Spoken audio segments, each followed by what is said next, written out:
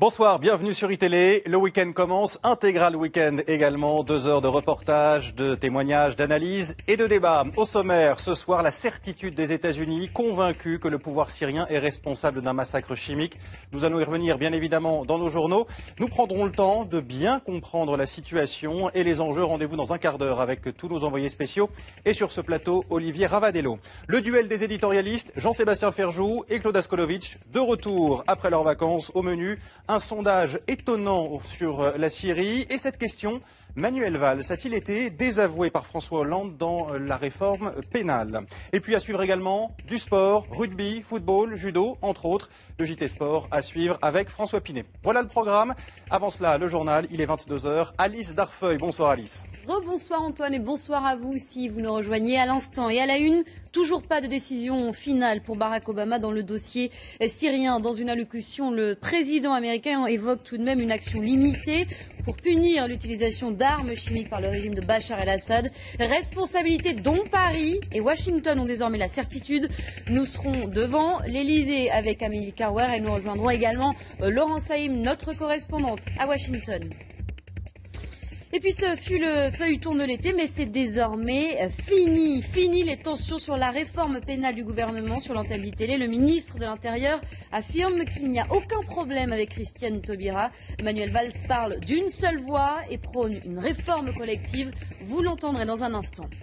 2 informations judiciaires ouvertes à Marseille et Ajaccio pour trafic présumé de bébés roms. 2 ventes concernant 3 nourrissons. Le prix se négociait jusqu'à 10 000 € pour chaque bébé. Les 2 organisateurs présumés de ce trafic ont été interpellés. Et puis du cinéma avec un tapis rouge à Deauville pour l'ouverture du Festival du film américain, 39e édition, avec la projection ce soir de Ma vie avec Liberace de Steven Soderbergh, à l'affiche Michael Douglas qui était présent sur les planches, mais aussi, figurez-vous, sur l'antenne d'ITélé. Vous l'entendrez à la fin de ce journal.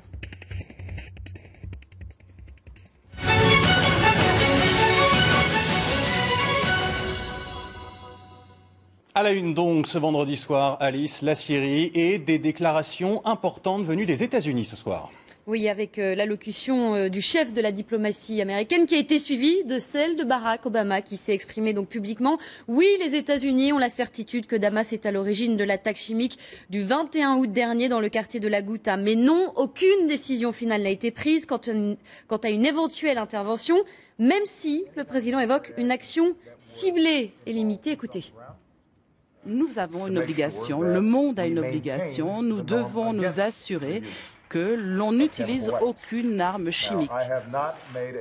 Je n'ai toujours pas pris une décision finale quant à l'action, quant à la manière dont nous allons agir. Il n'y aura absolument pas de ressources sur le terrain, ni une campagne militaire longue, mais nous pensons peut-être passer par des frappes militaires précises, limitées, qui viendraient assurer et qui viendraient faire comprendre à la Syrie, mais aussi à d'autres pays, que la communauté internationale veut vraiment que l'interdiction des armes chimiques soit quelque chose qui s'applique.